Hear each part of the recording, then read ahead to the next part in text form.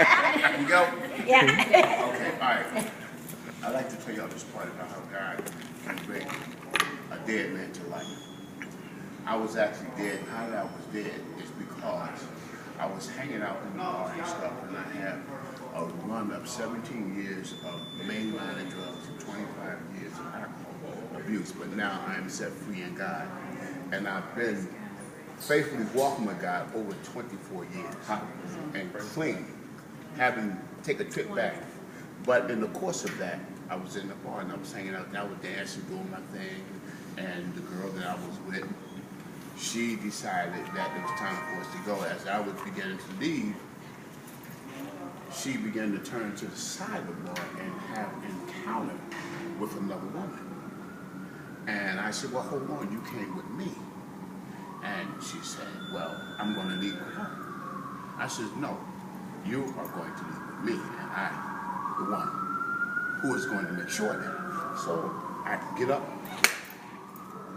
knocked off the bar seat, which is the wrong thing I could do. So as I grabbed my female companion, as we walked down the aisle, she took a knife and stabbed me right in my heart. And you think that I would have people come for my rescue to try to help me. It says, no, let him go. And the bartender even said, get him out of here. I don't want him dying in my place. So actually the police finally came. And they said, we're going to take him outside and we're going to put him down on the curb because he's going to die anyway. So they already had them called it. So as I began to sit there on the curb, he takes my head and put it between my legs. That's supposed to slow down the blood flow. But when you got alcohol drugs, there's no slowing down the blood flow. So they took me to the hospital. Never forget it. They threw me in the ambulance. They tried to resuscitate me with defibrillators. Nothing happened.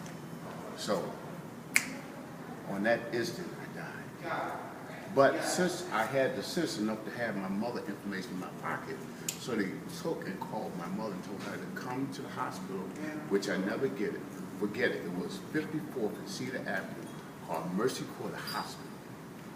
At the time, I was in Philadelphia.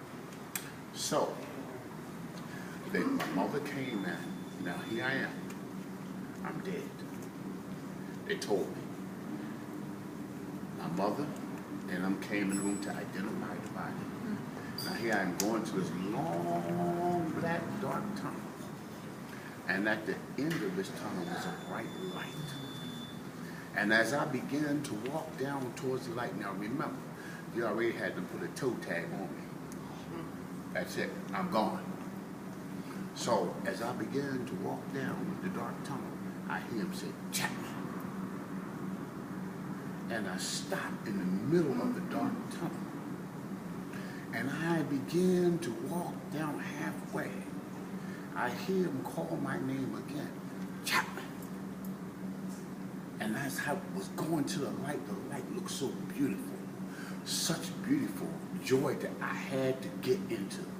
And as I was getting to make it to the light, it says, Chapman, go back.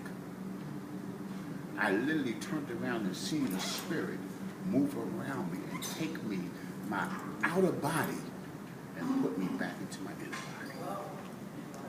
And when my mother came in to identify my body, when they pulled the covers off my head so she could see who I was, my eyes opened up.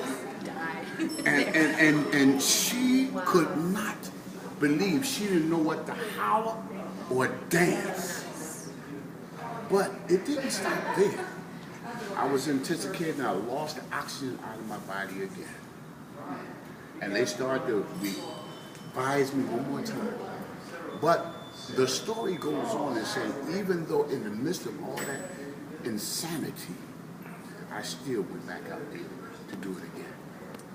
But because of the grace of God that's able to sustain me, I am here today talking about all those things that I have experienced and given glory to God.